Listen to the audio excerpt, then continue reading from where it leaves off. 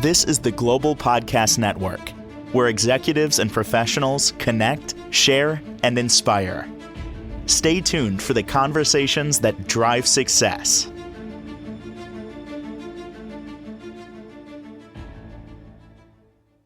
We are back with Abigail Bruce and excited she's joining us live to talk more about Abigail Mind, Body, Soul. Yes, that's the name of the company. And as an holistic and integrative nurse practitioner, she's here also as an ordained minister, transformational life coach, certified hypnotherapist. She's also an intuitive, a spiritual mentor, meditation teacher, and yes, nature play shop guide. There's a lot to her table on her plate, I should say. And she handles everything with grace and ease. And it's amazing that she really is here again offering to help us. What it comes down to, that's what she does. She's healing, helping, and we're going to get to know her, if you don't mind, Miss, in case of your first show tuning in. Tell us a little bit about the work you're doing, because there's so much going on, and I know you're based in the San Francisco Bay Area, but you also have a global reach, so let's take care of that a little bit. Thanks so much, Jill. It's always good to see you again. I'm loving these conversations. It's a joy. And it just goes to show the natural ability that you have to touch people and access so many people too. So I just want to commend you for the work that you've been doing. Thank you. And I've been, watching and listening to some of the other ones, and it's really a light that, we all have different ways of touching people and making impact. So I have been profoundly changed and impacted by you too already from afar. Oh, thank you. Oh my goodness. So a little bit about me. I am a UCSF trained nurse practitioner. I'm double board certified. What that means is I've gone into a lot of training. I have a lot of experience just from a clinical perspective, and I do practice integrative medicine. That being said, the work that I do in Abigail Mind, Body, Soul is really an interception of spirituality, of soul musings and solutions, living more heart-centered, connecting our mind, body, and our souls so that we can be more authentic. And I really am fine-tuning my own passions, my own spark, my own expertise in this evolving practice. I have been a hypnotherapist since 2007. I had hypnosis when after my mom passed away, and I was so profoundly changed by it and impacted by it. I wanted to be in service and do it myself. So that has really sparked my own interest in diving into the unconscious and the subconscious and these other ways of connecting with our conscious states, whether we're in full cognitive clarity or we're in a trance state. The impact and how it can impact us is quite profound. For 12 years, I've partnered with MDs and psychiatrists in integrative care. I'm actually on my way I just signed up for a psychiatry conference in Chicago. So I'm going to the East Coast with my mentor and collaborating psychiatrist at White Request. So I do believe in evidence-based and holistic medicine. The work that I do is informed by being a nurse, and the holistic practice that I offer in terms of coaching can really tie into people's wellness and well-being. That said, I work with people in all transitions and all transformational work. People might be coming with health issues. They might be coming with separations. They might have job losses and completely change in identity. They might be grieving over their loved ones or beloved animals. I've just recently gone through a big, deep loss of my own animal. And the big one is endings and new beginnings. And what's that? How to live a real intentional life. And we're always constantly having endings and new beginnings. Just like we just had the end of 2025. What are we going to be shedding? Tying into our last meeting, the things that are no longer serving us. And that might mean different value systems. That might mean different identities that are no longer serving us. That might be different mottos that we need to change up and fine tune. The work that I do intuitively is always tapped into the energy it's the true value of the work that I offer is when we can be a team. And one-on-one, when I'm working with people, or if I'm working with these nature-based play shops that I take people on, it's how to connect with themselves, a deeper respect for themselves, a deeper intimacy with their own bodies, with their own agenda, and to energetically align so that who we are inside is really mirrored outside of us. And you can see that in the successes of your life. You can see that in the successes of your relationships and your jobs and your creations and how you touch people. Perfect.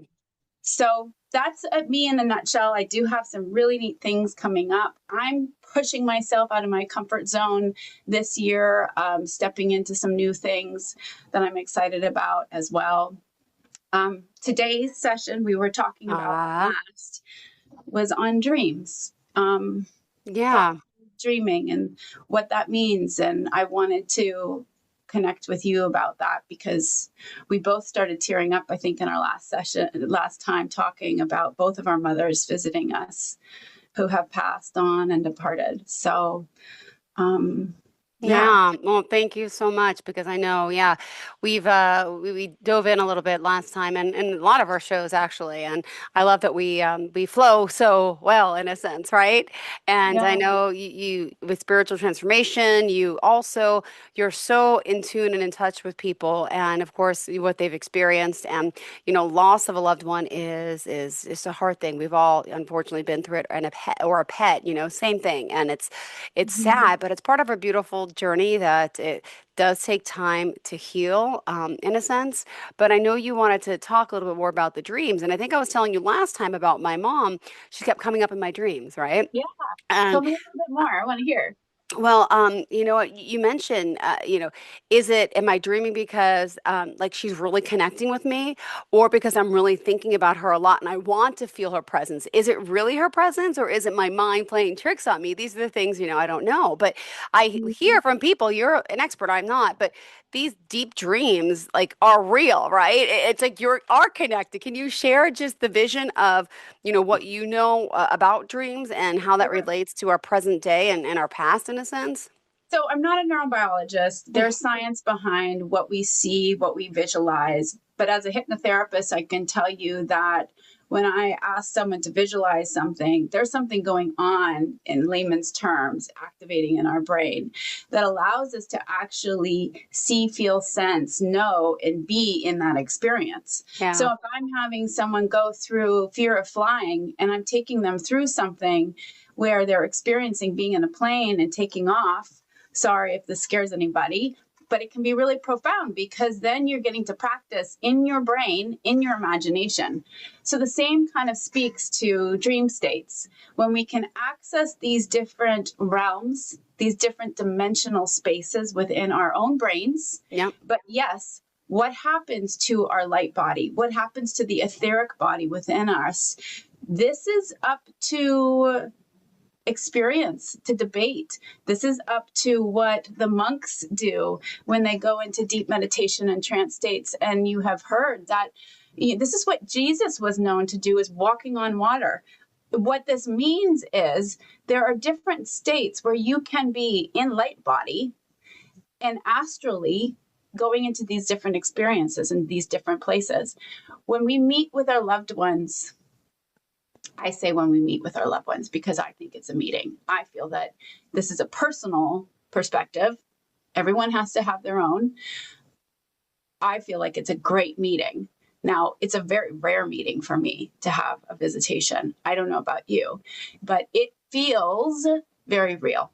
Now, so does feeling the pain we witness and watch from watching a scary movie. We get scared, for example, and we feel the fear. We feel that anticipation of some creature coming out and jumping at us or whatever it is. Do we say that that's fake? Do we say that our brain created that? Of course, our brain created it. We are having images on this in the internal projection screen of our mind. Is the mind creating that? again, these are the beautiful quandaries of life that I love. But the most important piece is that we're receiving messages. We're receiving connective vibrations to reconnect us to those loved ones from afar. Then perhaps they're saying, hey, I'm still watching you. I'm still witnessing you. I'm still here. I still love you. I'm still going to call you out on things. I'm still going to be your mother. So it really is up to what you make it. That is the power of imagination. That is the power of accessing our right brains. Right brain is all about channeling divine. It's about that creativity, and it's often visualization. And like you mentioned, like with this visualization, is it true? Like for finances, relationships, ambitions, this is all a great way of manifestation in a sense, right? You just nailed it. Oh, I I did. think So you're on the same page. I love it. I absolutely believe, and this kind of goes back to the energy. You know, I talked about energy, and this isn't fluffy. This is basic laws of attraction. This is basic laws of chemistry. There are certain molecules that do not like to be together. And there are other molecules that attract each other, like attracts like. But there's also opposing energies, right? And we are living in a world of duality where we have these different energies. But with law of attraction and manifestation and all of that, the first place you need to access is going into your heart. So a lot of what we do is embodied. It's getting out of our brain. It's getting back into our body. Yep. It's going into the heart channeling space, which is its own, to put it lightly, it's its own vortex that can manifest and channel things. Because if you think about 3D, we move very, very slow. It's like being in fudge, moving and cooking through fudge. And then when it solidifies, it's even slower to make happen. But in our intellectual mind, into the neurology of us creating neuronal pathways and thought patterns, and even in that dreaming place when we daydream, when we actually go into sleep, when we slumber and we have dreams, things are moving so much faster and they're so much more tangible. And so you can even imagine to the higher degree when we access the heart center and when we're connecting on a soul and creating more of an open channel to receive the guidance of our higher self or whatever you believe in, the cosmos, God, our guides, angelics, whatever it is that you believe in. It could be connecting with the earth's energy too. That is when you start doing the real manifestation, because all of a sudden you're in complete possibility. And then you feel it, and then you embody it, and you experience it like joy, like peace, like grace. And I'm not talking about the religious grace. I'm talking about what it feels like to live and be embodied in grace, how we can walk in grace. So when you think about business, when you think about visualizing how you want to flow walking into a boardroom, when you are envisioning the success of a small business that you have and you want to see it come to fruition, you have got to go into the heart center and do visualization and attract it vibrationally first, and then keep doing that.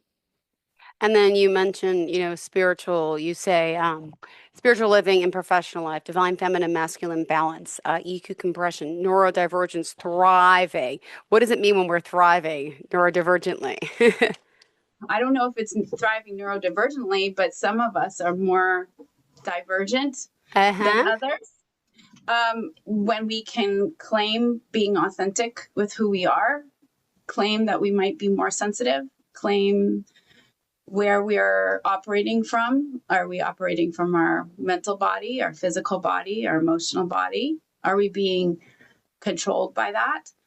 Neurodivergence is such a broad spectrum.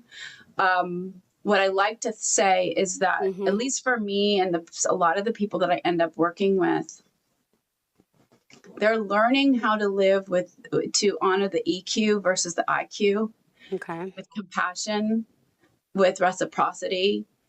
Those are essential for those neurodivergent clients that I work with, my own personal too, because we're receiving so much from so many different places. The ways our mind are so brilliant and creative and grasping. We're already ahead, jumping ahead because we're picking it up and know it from somewhere else. It's not a linear way per se. And again, spectrum is full. There's so many different types, but when I'm working with a lot of creatives and entrepreneurs, they're brilliant, but they're also struggling because perhaps they've been battered by society, thinking that they're not thinking correctly, that they're dropping the ball on things, that they're not staying on top of it, that they're not being organized. And I wouldn't say I'm an expert in it from a clinical perspective. I am one because I am one. And so I walk the path with everyone. And oftentimes, again, it's rolling up our sleeves and really tuning into what is unique about that person and having it tailored, how to make it work for their lives. When you asked about the divine feminine, divine masculine, I think that spectrum comes into something else. It's more about receiving and giving and being in balance. And I think in the business world, I have a lot of brilliant women that I work with that are rising up the ladder in their careers and just incredible leaders in their own right. Yep. I want to mention the Queen's Council. It's something I've developed and created, an acronym for question, unite, empower, educate, navigate life, and surf the waves of life as well. Yeah. Sailors or mermaids, either way, we have, as women, trying to find this balance between the masculine and the feminine within us. And I think men too come to me and work with me, and they too are trying to figure out, who am I? What is masculine now? And I think we are entering into a new age. Yeah. And we can choose a different timeline for being feminine and powerful and still in leadership and still living with compassion and still finding a balance in receiving as much as we're giving. And that ties back into that reciprocity and having that self-compassion. So a lot of the women that I work with, a part of it is healing that divine feminine. I've had to do that too. I go into being quite masculine and driven. Could feel it in the work that I do. I'm much more like this, that, it's just much more, the energy within me is so much more, it's out of balance is what I realize. And this kind of goes back to the imbalance of giving too much and placating our own needs. So a lot of that mind body healing and wellness and thriving in particular, that thriving piece is being in harmony. That harmony is being in alignment energetically to what's important to us, our values, the identity that we have, that masculine, feminine energy, the assertiveness versus softness, whether it's in the workplace, whether it's dating, all of it. Also, you mentioned meditation as something that, I don't know if you want to jump there yet. We still have more time, but that's something you wanted to do. That's a tool, right? From the Book of Awakening. Oh, yeah. So one of my favorite books, I've given it for holidays presents all the time to a lot of the people in my life, is Mark Nepo's The Book of Awakening. And why I like it is it's such a short and sweet compilation of thought-provoking and pretty insightful ways of living that's very poetic. I'm not paid by this author. I just really believe in him and his approach. And what he offers is a very simple mindfulness practice at the end of each day and each practice. I use it where I just flip through because I believe that the universe wants me to receive a message in that moment. And it might not be day-to-day on a chronological thing. It might just be what am I needing in that moment. But I really highly recommend you pick that one up. And because it's so short, we can read it literally cooking dinner. We can read it first thing in the morning, brushing our teeth. So part of the practice I do, I've been doing meditation for about 25 years. Maybe in the next time I talk to you guys, I can dive in a little bit more about what that means to access states of consciousness and parts of hypnotherapy that I do. But for today, just a mindfulness practice is about being in the moment. So between our busy days, having moment every time you go into a different room where you are practicing some form of connection, insight, that 5, 4, 3, 2, 1. Possibly people know about it, but I'm here to remind you about it. What that is doing is you're tapping into what you're seeing, what you are sensing, what you're hearing, what you're feeling, what you're tasting, perhaps. It's bringing you back into your body. Outside of just the mind that just goes from one place to another, it brings you back into a mindful moment so that you can be more present in the next stage of your day. And for a lot of us, we are running on autopilot, going from one place to another. And then we think, well, why am I aging so fast? Oh my gosh, I'm about to turn 47 in February. And I'm like, where did the time fly? Well, it's because I'm just going. I'm not taking time in that mindful moment to look at the beauty of something around me. The more that we can stop, take some deep breaths, connect and channel into our body, the more we can breathe, which is the breath that changes us from one emotional state to another, using that breath to bring us back into our body, back into our heart. And then being able to tap into what we're seeing around us, what we're hearing, what we're feeling, embodied. Those little moments are so profound because all of a sudden time slows down. And you can just access that moment. And then you can release through that out breath, whatever you've just done. Using that out breath to release what you have just gone through. Maybe it's like the last 30 minutes of our conversation. We're releasing that so that you can be present back into yourself, setting the intention of why you're doing this for every day, all day, interviewing so many people, why you're doing this, come back to your why, so that you can breathe in what you're wanting to do in this next chapter, next phase of your day. Maybe you're not cascading all the way over to where you're going next because you're still in this moment, but you're letting go of whatever you did this morning, whatever you did last week, whatever you did last year. You're using your breath to come back in with some self-love, some reflection, some honoring of this moment, so you can be fully lighter into this next stage of your day or your night or whatever time you're listening to this. And I'd love to share a little bit more in depth in maybe our next conversation. Well, go ahead. We still got 5 more minutes. Go ahead. So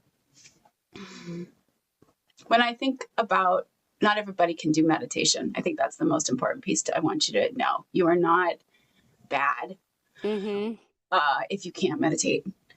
There are so many people out there that need to be in movement to do it. Bikram yoga was started for teenage boys, if I'm correct, so that they could slow down their minds and actually meditate. I think we talked about that the last time. And so it's a good way to have more compassion for yourself, that maybe you need a walking meditation. Maybe you need to be drawing or doodling while you meditate. Maybe it's cooking. that Yeah. you're cooking with love. You're cooking, nourishing your family and those that you love. You're cooking and nourishing. And so you're doing it with intention. Meditation is about channeling the mind and refocusing it into 1, 2, 3 intentional states. It's accessing a state of being. So maybe that state of being would be love, the love that you have chopping carrots, the love that you have for your children. It can be that kind of a meditation too. So I'm going to tie it back to our moms, who are both somewhere up there and all around us. And anyone else who's listening to this who has lost somebody, and the preciousness of our life and why we're here. And that we can honor ourselves and we can honor each other. And that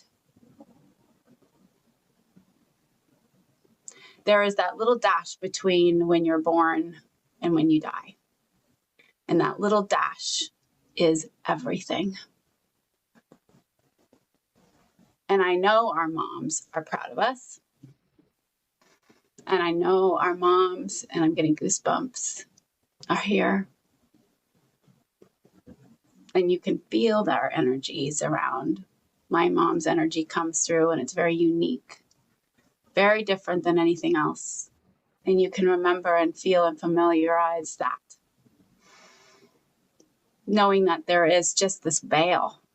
You could reach out 3 feet, and they're right there on the other side of it. And you can't prove this by science, perhaps not yet. We don't have a measured tool. But history has said that spirit is real, that consciousness expands beyond our physical body, beyond the wetsuits we live in, that we are much more than just in our physical bodies. We are multidimensional beings on that soul level. If you can walk life and love and lose and know that you're never really losing them, and that life between lives and many lives beyond, we are always interconnected on a soul level, and that we'll see them again. And I'll tell you a story maybe next session about how all of my spiritual awakening stem from connecting with my horse when I was 16, who passed away, and talked to me with telepathy, which sounds crazy, but it's real. And he provided me a lot of insight and information on how to navigate a very hard chapter of my life. And this goes back to the spirit and the soul. That's much more than what we give it granted for. So our fears of mortality is just because it's a dark room and we need to turn on the light. Oh, And thank you. light is all there. So, All right, well, let's talk about how listeners can connect if they have any inquiries, need some help, want to, be coached. Let's talk about how we reach you. Thank you. my website is AbigailMindBodySoul. Under some website changes, always, you can reach me there. info@AbigailMindBodySoul is my direct email. I will pick it up, or my assistant will. I do work one-on-one, one-off consultations and insights. The real magic of where the work comes is when we work together as a team, together in a coaching, healing capacity. I also teach and share and lead groups, and creating some retreats and some play shops in the Bay Area. If you're nearby and you want to come and join and meet me in person and play a little bit and connect to nature, and that is another offering too. And then there's the Queen's Council, which is an online group that I fostered 6 years ago. I think we started it. Aww. And these are deep dives. These are incredible women. Just queens in themselves, queens, and we counsel each other and we support. It's a more collaborative, more informative learning, more supportive. It's a sisterhood, but we do meet in for different seasonal events in the Bay Area. We have been talking about doing some more international travel together too, because it's a nice way to travel with other women and other mothers. And I am always open to answering questions. Again, I'm still learning. I'm on the path with you. I'm a fellow journey woman. It's a great honor to be in service. And if I can support you or someone you love, please keep me in mind. Thank you so much. All right. You have a fantastic day. Beautiful. And thank you for calming me and calming a lot of us down. And thank you for, helping us all. Positive energy. We're going to have some good dreams, right? We're going to envision what we dreams. want. And I like this. Thank you so much. We appreciate it. You Have a got great day, sweetheart. Abigail, we'll Okay. talk hopefully next week. Thank you. Bye. This is the Global Podcast Network, where executives and professionals connect, share, and inspire. Stay tuned for the conversations that drive success.